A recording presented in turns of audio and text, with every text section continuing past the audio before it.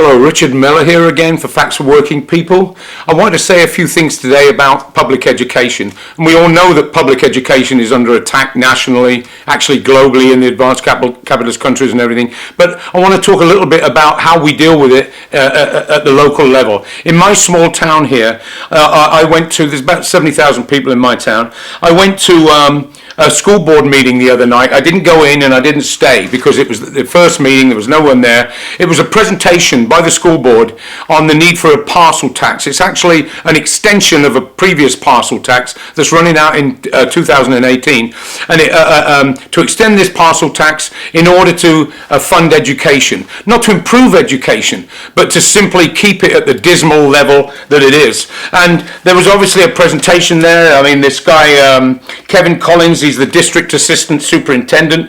It's in the school board. The school district says a perfect storm is coming. Uncertainty in the economics and everything else. The state is possibly going to be cutting funding. The feds are going to be cutting funding. And so this guy says, well, we have to look elsewhere for money just to keep the district running as it is. In other words, to keep the district running in a dismal state that it is, we're going to have to look for extra money. And where do they look? They come to the working class. They want to put a increase of parcel tax, of course, or extend a parcel tax. About $40 a year now. They want to extend it further. That's on top of all the other things we pay, interest on bonds that investors lend us money. The big investors lend us money. We have to pay them interest and what have you. So they have to find new ways of making money, of getting money, and so what they do is they come to the working class. They're going to institute a tax on the workers and the middle class, and all the board members agree with this. And you know, that's funny, because when they want a vote, when they want us to vote for them, you can read their pamphlets, right? I'm going to defend public education. My opponent is this, my opponent is that. I will fight to defend our children and public education. This is not defending public education. It's an attack on public education because it's an attack on the class of people that use it, on the parents of the children that use it. All of the board members agree. And that's not fighting, as I say. It's attacking us. And why is it attacking us? Firstly, what's happening is the big business, the 1%, the capitalist class, the ruling class in this country, the few people that run, the few thousand people that own everything, they want to pass the crisis of their system down onto us. And these school board, the city councils, they act as the agents, they're agents in this.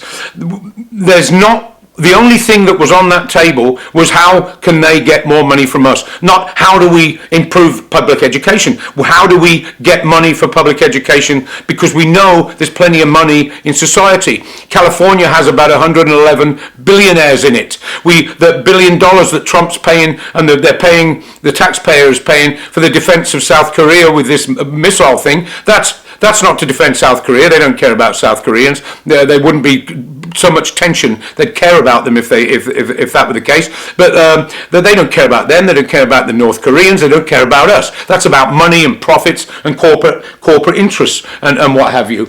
And so they come to us. What is also really nasty about it, and which is standard procedure, is of course they've hired a consultant. I love the way they hire consultants. And they've hired him an advisor on the new tax. And so this guy's come in, and they've got a little trick up their sleeve, you see, a little divisive trick up their sleeve, is that the strategy in the first place is to go short, for a short duration. And what they'll do, as they did last time, is they'll exempt seniors. They'll senior exempt them from the parcel tax. So it's to the district's advantage, this guy says, to sell the tax to seniors, as 46% of San Leandro electorate are over the age of 65. Seniors are more likely to vote in mail-in elections, and they don't have to pay the tax.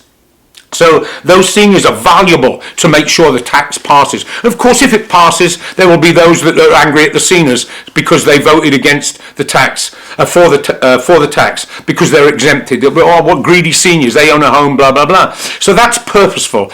That reason alone is enough. The union leadership do the same thing when they want a contract passed. They take the new hires against those hired and what have you. It's a divide and rule tactic. It's a disaster. Also, even for the parents of the children, if you go to my school, you'll see that mostly they're minority kids. The one just down from me, there's about 36 or something percent of the population of this town are white. But people, the education system in California, it's linked to your zip code.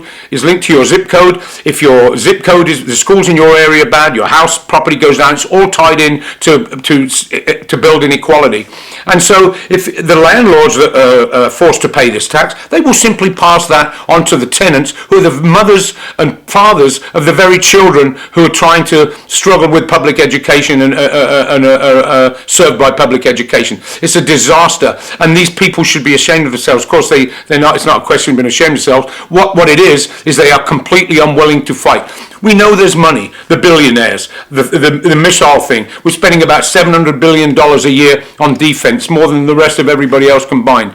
Then I was just looking at Trump's inauguration. 6 NFL football NFL teams, owners of 6 NFL teams, gave him $1 million a piece for that. That's our money. That's the money of the working class in this country.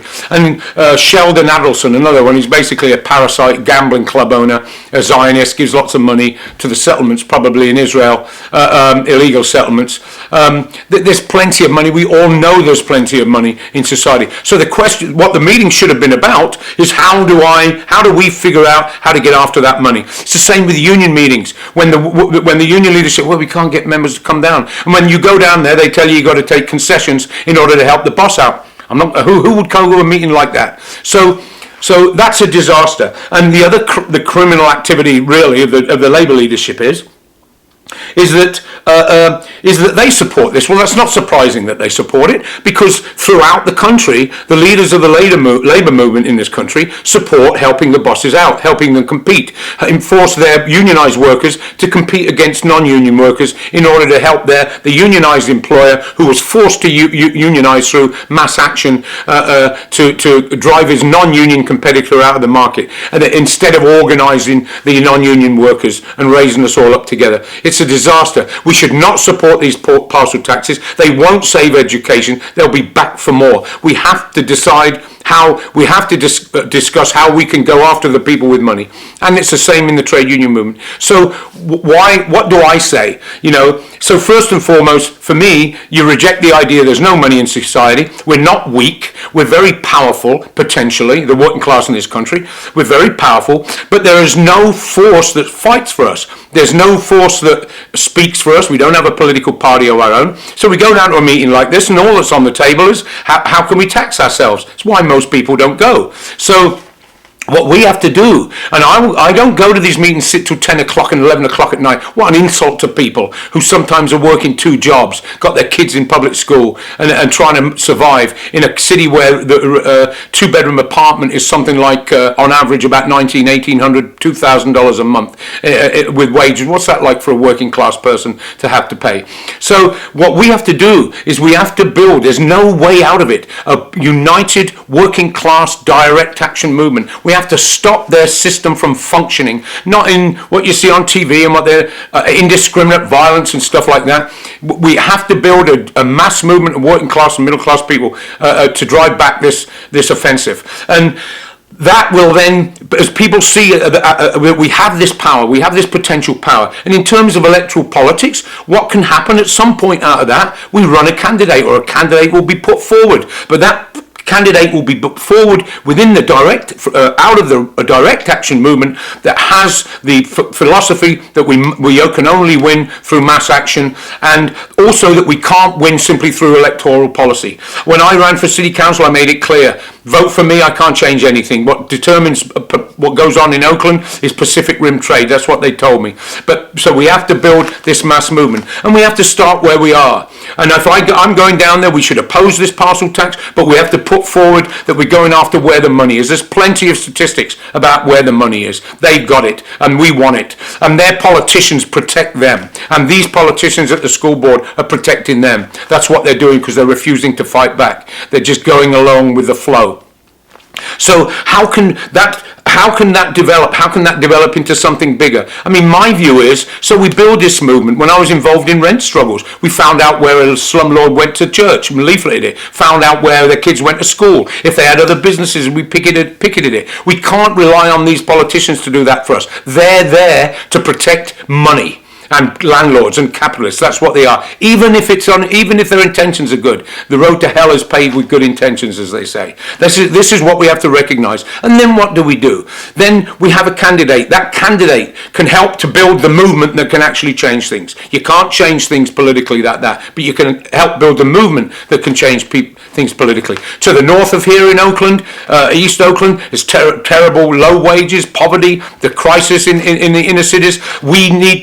We can go to Oakland City Council if we build a movement like that, or in any community you build a movement like that. You go to the next city and the next council. You urge them to join you. You want to help them build their movement, and you spread it to local communities as part of building a generalized movement. You include seniors issues. Some seniors, $50 a year is a lot to them.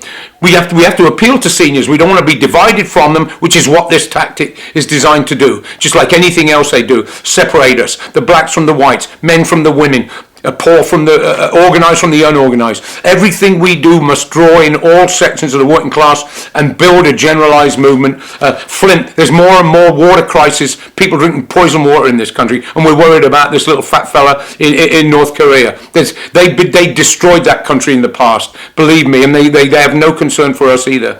So that, for me, is the way we can start that. And in each community, the union leadership could do it, but they don't. The NEA that represents the teachers, they're fighting little independent battles, independent areas here, San Lorenzo, Oakland, San Leandro, and it's the same thing every time. The union goes along with it, and the locals are all fighting their separate battles. Meanwhile, we got 300,000 union members in the teachers' union here. In the union movement in general, 2 million are affiliated to it. The Los Angeles Central Labor Council, 800,000 workers affiliated to it. We have that potential. It's not that we're weak. We have no leadership, we have no voice politically, and that's what we have to build. And we have to recognise, relying on the courts and the law, there wouldn't be 2 million workers most of them working class people, in prisons if there was justice in this country, in this society. You know, money is justice in this society. So these are a few things. We've got they're meeting on May 9th here in San Leandro. I'm going to put this on the blog.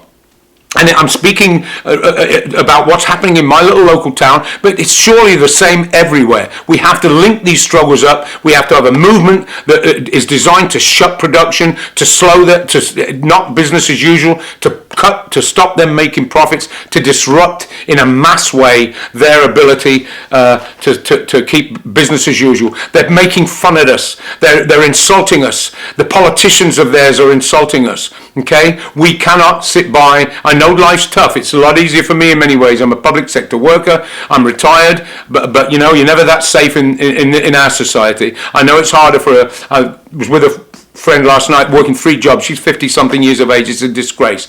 But we cannot avoid this struggle. And so those are just a few comments I wanted to make on it. The money's there. We've got to figure out a way to get it. We don't need a meeting to figure out a way to increase our own taxes. We don't need a meeting to figure out how we can offer the boss more concessions. Just the opposite. We have the power, and we can make advances. But we gotta step to the plate. Okay. So anyway, this is Richard Mellor, Facts for Working People.